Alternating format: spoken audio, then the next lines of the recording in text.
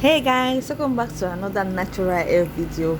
I hope you guys enjoyed the former one I did. So here I have already stretched my hair with this twist, and I love doing twists these days since I discovered that it stretches your hair. It's a way to stretch your hair without using it. It's nice.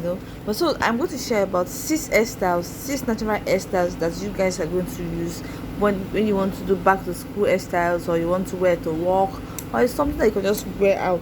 It's a very easy natural hairstyle that you guys should like and definitely love. If you guys love this video, definitely give this video a thumbs up, subscribe to my channel, share these videos with anybody who's a natural girl in your cycle. So let's get into it.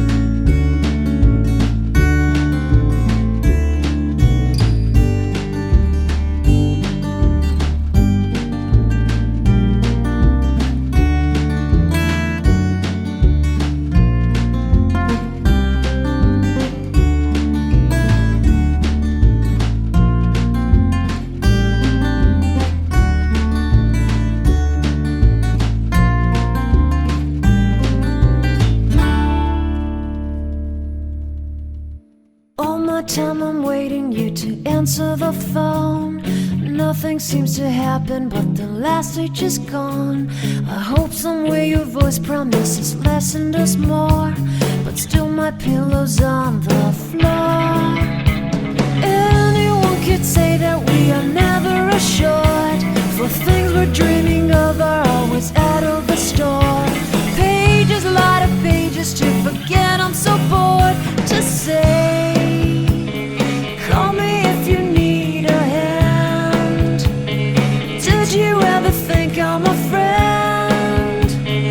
Everything will come to an end. It's so complicated to let go. I've come to know the hardest words to understand. Life's so easy to pretend.